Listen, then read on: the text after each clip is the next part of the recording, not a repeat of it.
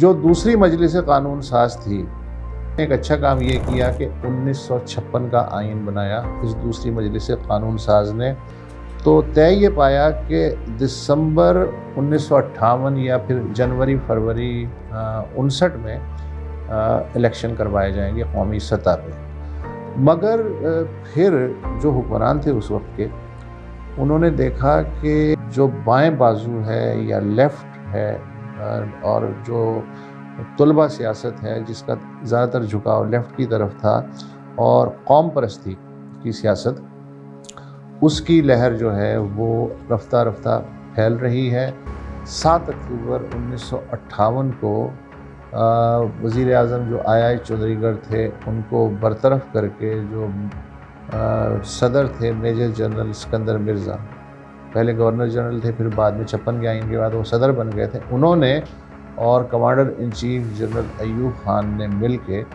ملک میں martial law لگوا دیا۔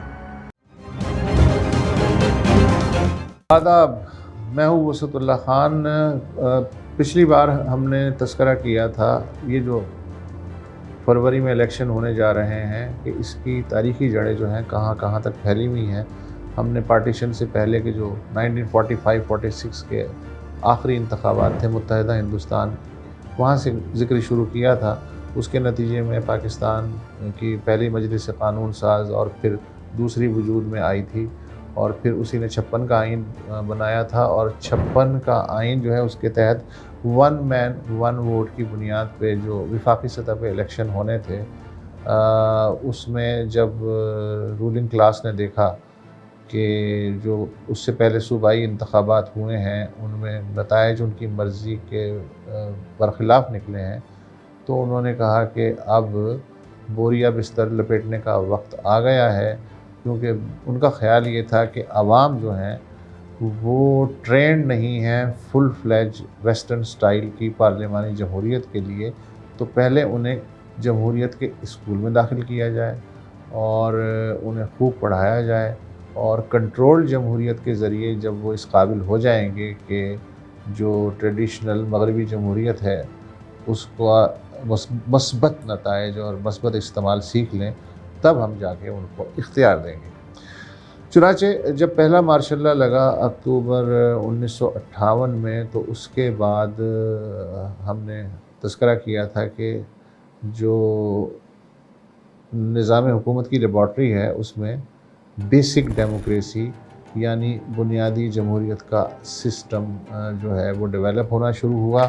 اور 1959 میں 59 میں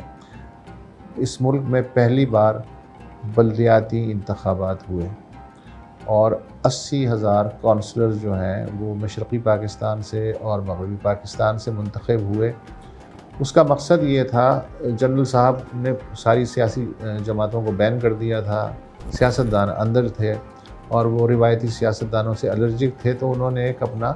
نیا الیکٹورل کالج ایوب خان صاحب نے بنایا، اور اس کی شکل یہ تھی کہ بلدیاتی جو کونسلر ہیں وہ الیکٹورل کالج ہوں گے، وہی صوبائی اور قومی اسمبلی منتخب کریں گے،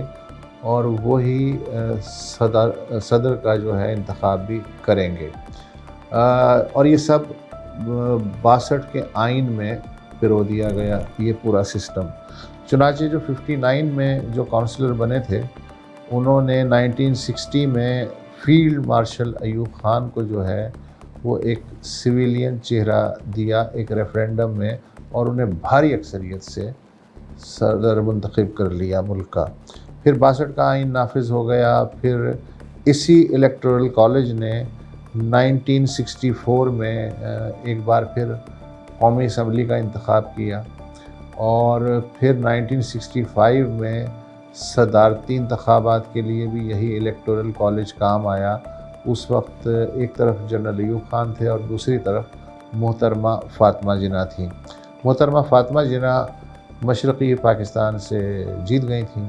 لیکن مغربی پاکستان میں وہ ہار گئی تھیں۔ تو بہرحال کسی بھی طرح سے جیسے کیسے فیلڈ مارشل صاحب نے صدارت کا الیکشن جیت لیا۔